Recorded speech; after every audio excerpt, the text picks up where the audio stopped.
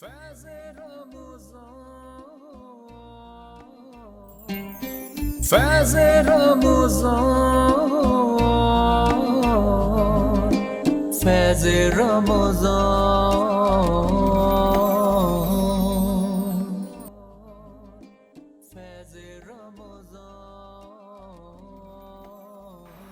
ناظرین گرامی، آپ سب دیکھ رہے ہیں فیض رمضان۔ وقفے کے بعد ہم ایک بار پھر حاضر ہو گئے ہیں۔ اللہ تبارک و تعالی ہمارے گناہوں کو معاف فرمائے، ہماری خطاؤں کو معاف فرمائے۔ آج ہم بات کر رہے ہیں توبہ پر۔ علامہ صاحب، وقفے سے پہلے ہم نے بہت بات کی توبہ پر، لیکن جہاں ہم توبہ کی بات کرتے ہیں تو وہیں پر اللہ تعالیٰ نے جب ہم بات کرتے ہیں خانہ کعبہ کی، مدینے کی، حج کی، عمرے کی، تو وہاں پر بھی تو اس نے ایک دروازہ کھولا ہوا ہے مسلمانوں کے لیے، توبہ کے لیے بھی، بخشش کے لیے بھی، اور اس کے بھی بہت سارے احکامات ہیں، اس کے بارے میں بتائیے۔ اچھا، ایک بات جو ابھی آپ نے فرمائی کہ مسلمانوں کے لیے توبہ کے حوالے سے چل رہی ہے، اور ٹاپک بھی توبہ کا چل رہا ہے، تو اور ماہ مبارک رمضان ہے، تو میں آپ سے یہ عرض کروں گا کہ دیکھیں، توبہ بہت ایسا لگتا ہے کہ بہت کوئی ہلکی چیز ہے۔ عام عوام یہ سمجھتی ہے، عامت الناس یہ سمجھتے ہیں کہ توبہ کوئی ہلکی سی چیز ہے، حالانکہ توبہ اللہ کی رسی ہے۔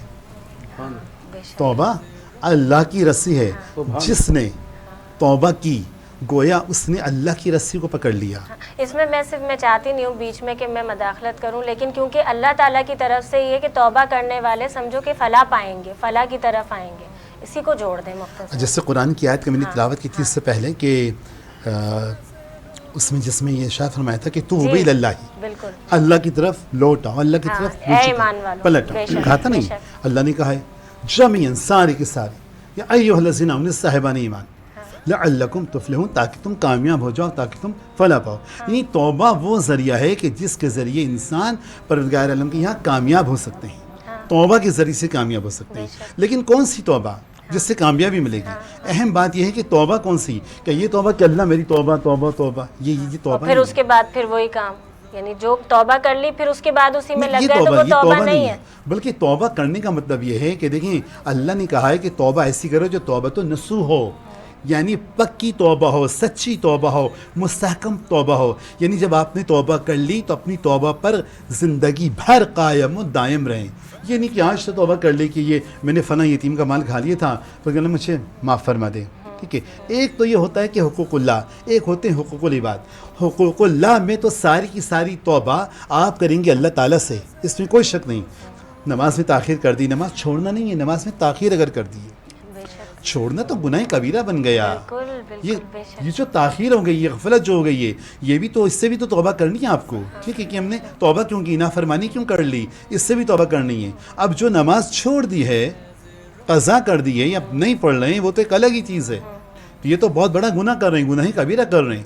تو کہنے کا مطلب یہ ہے کہ جب توبہ کر لی ہے تو توبہ ایسی کریں کہ شرمسار ہو کر، پشیمان ہو کر، تو آئندہ یہ گناہ کا کام نہ کرنے کا عہد کریں کہ میں یہ گناہ نہیں کروں گا۔ احمق ہے وہ آدمی کہ جو توبہ کی امید پر گناہ کرے۔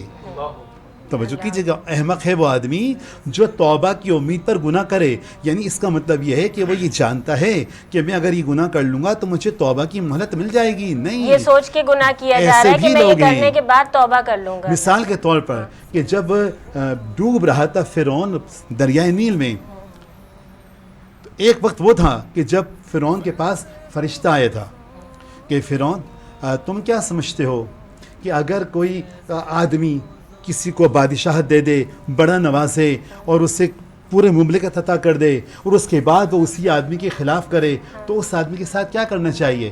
فرعون نے کہا تھا کہ اس کو دریا میں ڈبو دینا چاہیے۔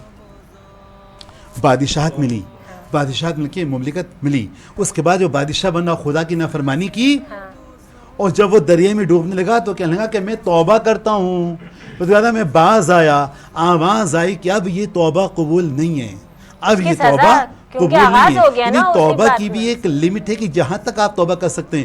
جب موت طاری ہو گئی اور آپ توبہ کرنے کے سامنے موت کو دیکھ کر, تو اب یہ توبہ اللہ قبول اکبر, نہیں ہے, یہ توبہ قبول نہیں ہے. اپنی زندگی میں اٹھتے, صحابہ کرام کا دستور تھا یہ کہ وہ زندگی میں اٹھتے بیٹھتے توبہ کیا کرتے تھے, خدا سے پناہ مانگا کرتے تھے, خدا سے اپنی مغفرت کی دعا کیا کرتے تھے. ایسا نہیں تھا کہ خدا کو بھول گئے تھے, اس کے بعد جب یاد آیا کہ نہیں اب ایسا نہیں ہوگا. میں سمجھتا رمضان ہے, رمضان آتا بڑی برکتوں کے ساتھ ہے, بڑی رحمتوں کے ساتھ ہے, مگر جب جاتا ہے تو لعنتوں کو چھوڑ کے جاتا ہے. بڑا عجیب لگا ہوگا میرا جملہ یہ. پورے مہینے روزہ رکھنے والے جیسی شب عید آئی ویسی داڑھی مڑ دی گئی. وہ جو گانے نہیں سن رہے تھے اب گانے سننے لگے, یعنی گانے ایسے سن رہے ہیں کہ نائی کی دکان پہ جا کے بھی گانے سن رہے ہیں, داڑھیوں کو مڑوا رہے ہیں, ٹھیک ہے, اس کے بعد گانے سن رہے ہیں. جو بے شرمی, بے حیائی اور جو خدا کی نافرمانی ہو رہی ہے وہ ہو رہی ہے. تو ایسے روزوں کا فائدہ نہیں, ایسے روزوں کا فائدہ نہیں ہے. اسی لیے رمضان کے بارے میں آتا ہے کہ رمضان کے جو شروع کے 10 دن ہیں وہ رحمتوں کے دن ہیں, رمضان کے جو درمیان کے 10 دن ہیں وہ مغفرت کے دن ہیں, اور رمضان کے جو آخری 10 دن ہیں وہ جہنم سے نجات کے 10 دن ہیں.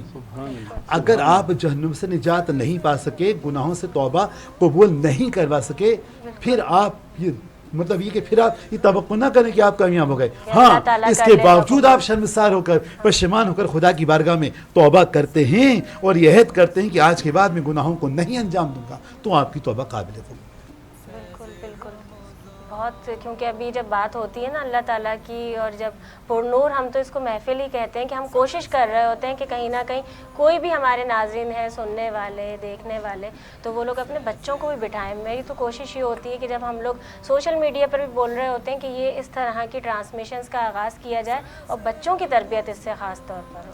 بہت بڑا جی ہاں, بچوں کی تربیت بہت لازمی سوال ہے. آج کل بچوں کے ہاتھوں میں موبائل آ گیا ہے جس سے وہ آپ چھوڑنے کو تیار نہیں. پہلے تو یہ کہ آن لائن کلاسز ہوں گی, اب آن لائن کلاسز اگر ہوں گی تو موبائل دینا ضروری ہے یا لیپ ٹاپ ان کو دینا ضروری ہے.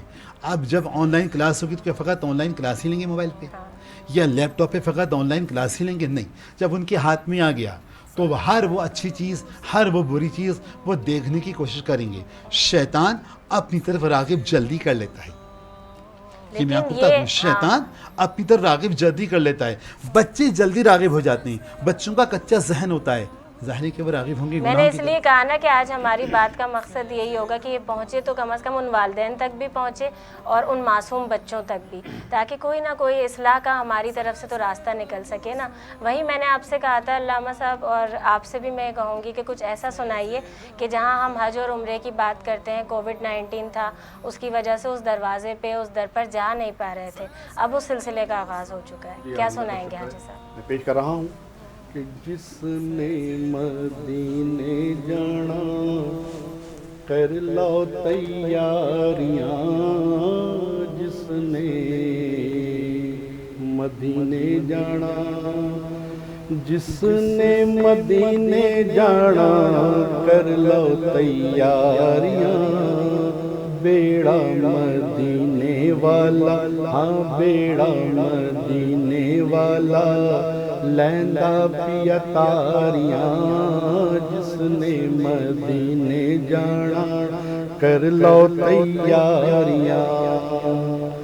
حاجیاں نے چمی جالی, جالیو کرماں والی, حاجیاں نے چمی جالی, جالیو کرماں والی, لک پہرے داراں بھاوے چھڑیاں نے ماریاں, جس نے مدینے جانا کر لو تیاریاں. رب دا حبیب او تھے, سب دا طبیب او تھے, رب دا حبیب او تھے, ہم سب دا طبیب او تھے. ہندیاں مدینے جا کے دور بیماریاں, جس نے مدینے جانا کر لو تیاریاں. کعبے دے گرد گھومیے, کعبے دے گرد گھومیے کعبے دے گرد گھومیے روزے دی جالی چومیے کعبے دے گرد گھومیے کعبے دے گرد گھومیے روزے دی جالی چومیے تک آئیے جنت دیاں تک آئیے جنت دیاں نالے کا یاریاں جس نے مدینے جانا کر لو تیاریاں صورت نورانی جس دی دنیا دیوانی جس دی صورت نورانی جس دی دنیا دیوانی جس دی کیوں نہ میں جاواں حافظ کیوں نہ میں جاواں حافظ اس تو بلہاریاں جس نے مدینے جانا کر لو تیاریاں جس نے مدینے جانا کر لو تیاریاں بیڑا مدینے والا ہاں بیڑا مدینے والا لیندا پیا تاریاں جس نے مدینے جانا کر لو تیاریاں سبحان اللہ ماشاءاللہ جزاک اللہ خیر. ناظرین کل بھی ایک سوال کیا تھا, آج میں نے جو خوش نصیب جنہوں نے انعام بھی جیتا ہے ان کے نام کا بھی اناؤنس کیا. اس کے ساتھ ہی آج کا سوال میں نے کہا تھا کہ آپ کو بتاؤں گی, آپ ہمارے ساتھ لائیو افطار ٹرانسمیشن میں شامل ہو سکتے ہیں, لائیو کال کے ذریعے بھی, فیس بک پر, ٹویٹر پر, انسٹاگرام پہ آپ ہمیں جوائن کر سکتے ہیں. آج کا سوال ہے وہ کون سی چیز تھی جس کو اللہ تعالیٰ نے جنت میں حضرت آدم علیہ السلام کو کھانے سے منع فرمایا تھا؟ وہ کون سی ایسی چیز تھی جو اللہ تعالیٰ نے جنت میں حضرت آدم علیہ السلام کو کھانے سے منع فرمایا تھا؟ میں آپشن آپ کو 3 دے دیتی ہوں. نمبر 1 گیہوں, نمبر 2 گندم, نمبر 3 چاول. ان تینوں میں سے آپ کو ایک صحیح جواب دینا ہے اور میں پروگرام کے اختتام پر اگر وقت ہوتا ہے تو میں جواب دوں گی صحیح, ورنہ پھر میں آپ کو کل بتاؤں گی. آپ ہمارے ساتھ, میں ایک بار پھر بتا دوں کہ ہماری لائیو ٹرانسمیشن کا حصہ بن سکتے ہیں, کوئی فرمائش بھی کر سکتے ہیں, مگر اس وقت فیض رمضان میں وقت ہوا ہے ایک چھوٹے سے وقفے کا. ابھی حاضر ہوتے ہیں ایک وقفے کے بعد.